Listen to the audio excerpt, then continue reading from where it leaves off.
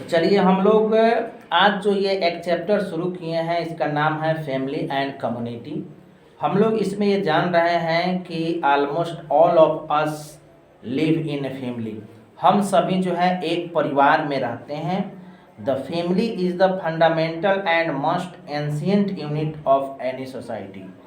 किसी भी सोसाइटी का अगर यूनिट है तो वो है फैमिली, है ना। सबसे फंडामेंटल यूनिट जो है वो फैमिली को कहा गया है।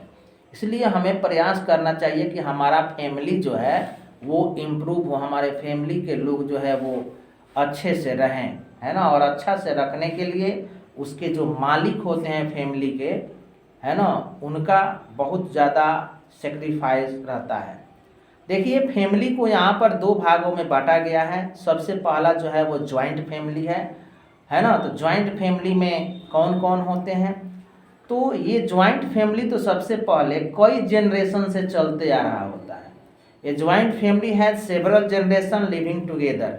ये ऐसा फैमिली होता है जिसमें कई जनरेशन से लोग एक साथ जो है वो रहते आते हैं, है ना। ये किसमें होता है? ज्वाइंट फैमिली में। और इस ज्वाइंट फैमिली में बहुत सारे मेंबर्स हो जाते हैं, है ना। जैसे ग्रैंड पेरेंट्स हैं, पेरेंट्स हैं, अंकल हैं, आंटी हैं, है ना, ब्रदर्स हैं, सिस्टर्स हैं। ये सभी जो है हमारे ज्वाइंट फैमिली में आते हैं। और कज़न भी हैं इसमें। तो ज्वाइंट फैमिली के जो ऑनर होते हैं, जो मालिक होते हैं, उस मालिक को बहुत ही सोच समझ कर काम करना पड़ता है। नहीं तो ज्वाइंट फैमिली के जो मालिक हैं वे अगर थोड़ा सा भी अप डाउन सिस्टम में आए कि वो परिवार जो है वो विखंडित हो जाता है। जो ज्वाइंट हमारा परिवार है वो ज्वाइंट परिवार जो है टूट जाता है। और एक दो भाग में ना नहीं, वो कई भागों में टूट जाता है। उसी घर में कई चूल्हे एक साथ जो है वह जलने लगते हैं, है ना। तो ये बहुत बड़ा समस्या है हमारे समाज का, है ना, कि लोग जो हैं ज्वाइंट फैमिली तोड़ते जा रहे हैं, है ना। तो हम ज्वाइंट फैमिली अगर हमारा है तो ज्वाइंट फैमिली का कुछ खास इम्पोर्टेंस भी है। ज्वाइंट फैमिली में जो चिल्ड्रेन होते हैं, जो बच्चे होते हैं, उसका डेवलपमेंट बहुत ही सही तरीके से होते हैं। उन बच्चों को एक अच्छा गुड इन्वायरमेंट मिलता है। उस इन्वायरमेंट में वह बच्चे जो है वह पलते हैं। बच्चों को सही तरीके से भाषाई विकास भी होता है। लेकिन जहाँ पर बच्चे अकेले ही रह रहे हैं, है ना, तो उसका विकास जो है उतना नहीं हो पाएगा जितना ज्वाइंट फैमिली में रहने वाले बच्चों का होगा।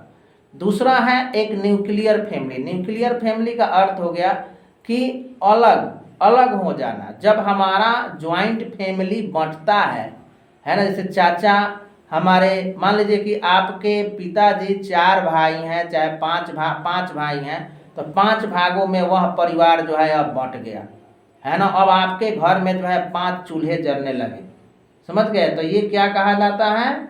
ये कौन सा फैमिली कहलाएगा? न्यूक्लियर फैमिली कहलाएगा।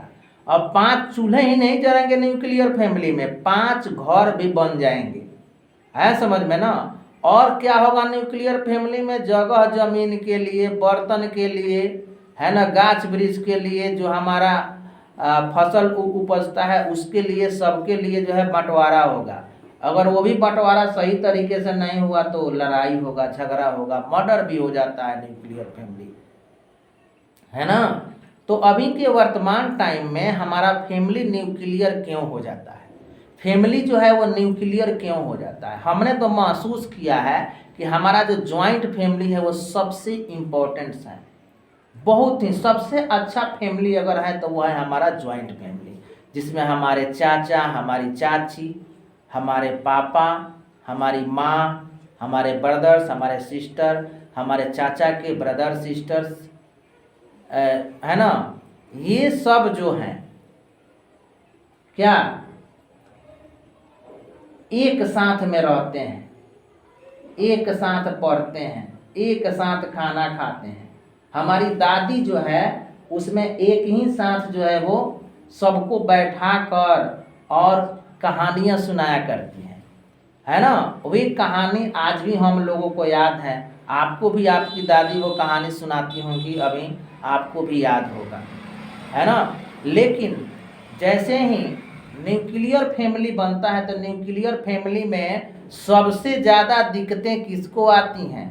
तो न्यूक्लियर फैमिली में सबसे ज़्यादा दिक्कत ग्रैंड मदर और ग्रैंड फादर को आती है। ग्रैंड फादर समझते हैं? इनको हमारे दादी जी को और हमारे दादाजी को सबसे बड़ा समस्या आता है।